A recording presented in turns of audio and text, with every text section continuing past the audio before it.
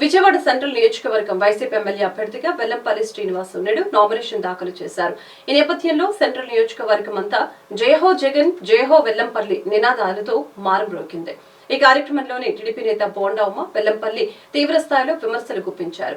Vote అడిగే హక్కు బోండా ఉమాకు లేదని ఎద్దేవా చేశారు. విజయవాడ సెంట్రల్ నియోజకవర్గ ఎమ్మెల్యే అభ్యర్థిగా వైసీపీ నేత వెల్లంపల్లి శ్రీనివాస్ నేడు నామినేషన్ వేశారు.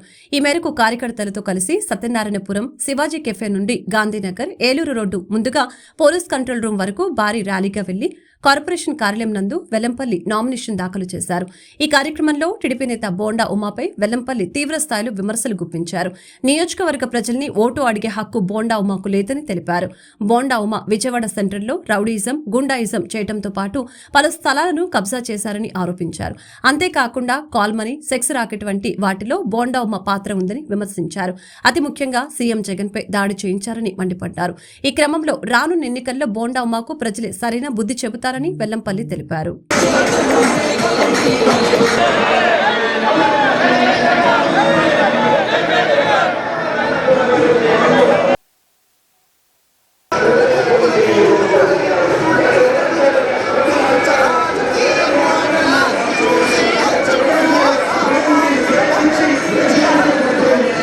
మారాడు చెమటలు చెరపని అలసట ఎరగని చిరునవ్వుకు చిరునామా ఇతడు.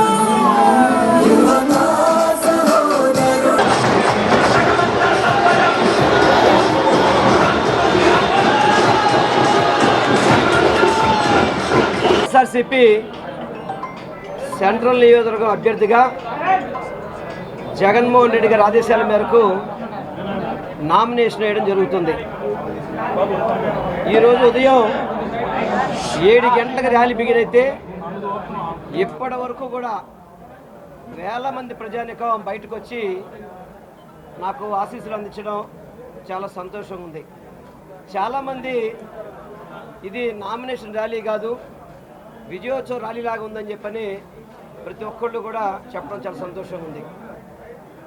మా ప్రతిపక్ష నాయకుడు ఉన్నాడు ఇక్కడ బోండా ఉమా అని చెప్పని, అతని నామినేషన్ వేయడానికి కూడా మనుషులు లేని పరిస్థితి వాళ్ళకి.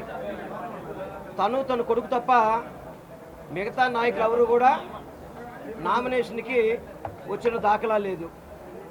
ఆ నాయకుడు మాకు పోటీ అంట, ఆ నాయకుడు గెలుస్తాడని చెప్పని బేరాలు పలుకుతున్నాడు. నేను ఒక్కటే చెప్తున్నా, నామినేషన్ సందర్భంలో చెప్తున్నాను, అతన్ని ఓడించడం ఖాయం. బోండా ఉమా అనే వ్యక్తి సెంట్రల్ నియోజకవర్గంలో ఓటు అడిగే అర్హత లేని వ్యక్తి. సెంట్రల్ నియోజకవర్గంలో ఎంతో మందిని ప్రజలను మోసం చేశాడు, రౌడీజం చేశాడు, గోండాయిజం చేశాడు, స్థలాలు కబ్జా చేశాడు, కాల్మనీ కేసుల్లో చేశాడు, సెక్స్ రాకెట్లు చేశాడు.